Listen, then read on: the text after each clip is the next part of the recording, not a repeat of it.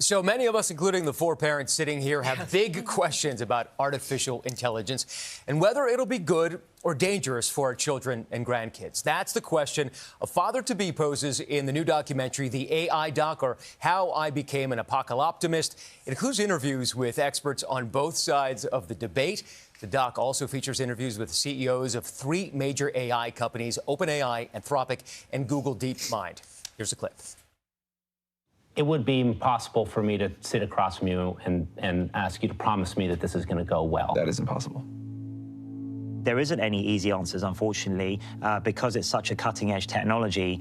There's still a lot of unknowns, and I think that needs to be, understood, and hence the need for some caution. I wake up, every day. This is the number one thing I think about. Now, look, I'm human, and has every decision been perfect? Can I even say my motivations were always perfectly pure? Of course not. No one can say that. Like that's just not that's just not how people work. Now, Tristan Harris is featured in the film. He's a former Google design ethicist who co-founded the Center for Humane Technology. Good morning, Tristan. Good to be with you. So, backstage a couple moments ago, we were all talking about the possible anti-humanist future of AI. Yep. And one of the things you talked about is that there are 20,000 people currently working on AGI, Yep. and 200 working on guardrails to protect us. That's right. So what can... Look at those. Yeah. I mean, that's a massive disparity, very disturbing. Yeah. What needs to be done? Yeah. So this film, The AI Doc, is meant to just clarify, because I think people are very confused about AI. They see the blinking cursor, my baby's burping in the background, and it helps me every single day. And that's confusing because then you hear it could end the world or it could cause human extinction. How could it possibly do that? It's this innocuous blinking cursor. But what makes AI different from other technologies is it's the first technology that can think in its own reasoning and language and make its own decisions. Let me give you a very specific example.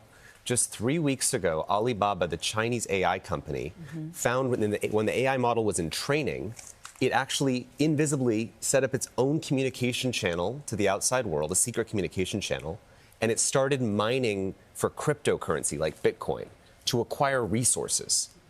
No one trained it to do that.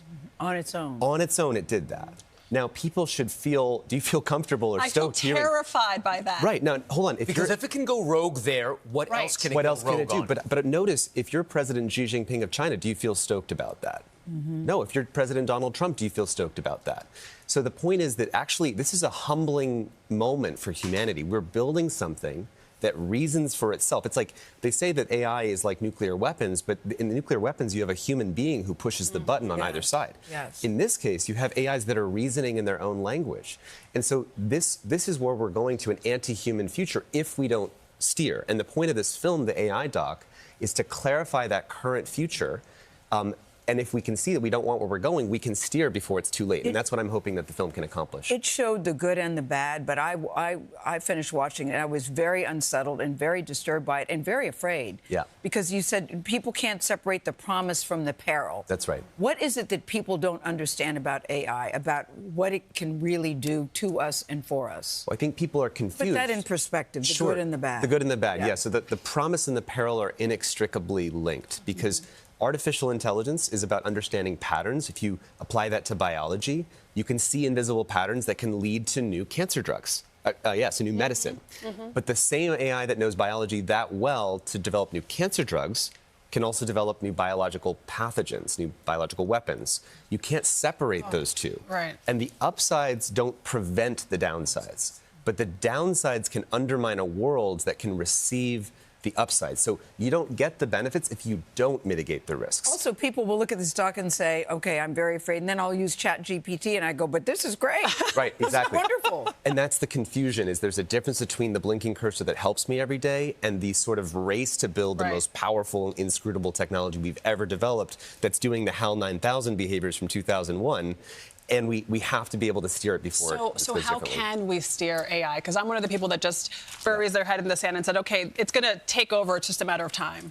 Yeah, so, I mean, I think that, number one, everyone should have common clarity about the dangerous future. How many of the world leaders do you think know about that Alibaba example I just mentioned? Yeah. Almost none. None, So yeah. there's huge headroom on people just needing to understand the issue.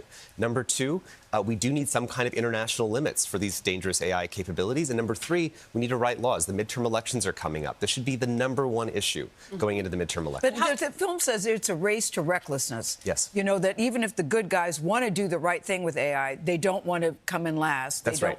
And so people are cutting corners. That's what frightens me about That's the essence of the whole problem, Yes. is that the collateral damage, whether it's millions of jobs displaced or rising electricity prices for regular people or stolen intellectual property, all of that is negligible relative to me not getting there first. And if AI is thinking for itself, aren't we limited in how we can control it? Yes, I mean, Yes. imagine chimpanzees conceptualizing humans, and they're like, but don't worry, we'll be able to control the humans.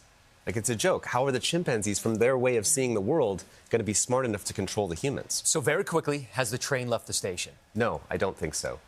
I always think we're very far down the path, but this is not inevitable. Humans are making this technology. The current pathway is not inevitable. We can choose a different future if we have clarity. What do you want people to do?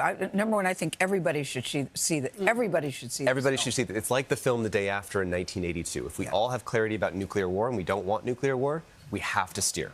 And thank you so much for giving this some airtime, because this is so important for the public to understand. And thank you so much for that valuable insight. Tristan Harris, thank you so much.